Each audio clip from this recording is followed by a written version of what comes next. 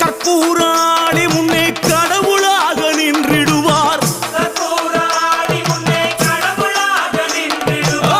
கற்பு வெட்டி கட்டிக்கிட்டு பாவங்களை போக்கிடுவார்.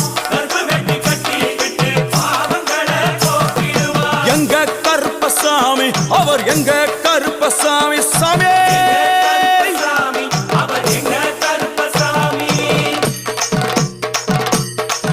எங்க கருப்பவரா, எங்க கருப்பசாமி கார்மேகம் போல வரா கருப்பசாமி. அந்த வரா இந்த வரா கருப்பசாமி. நாகவலி கொண்டு வரா கருப்பசாமி. முன் கோபக்கார வரா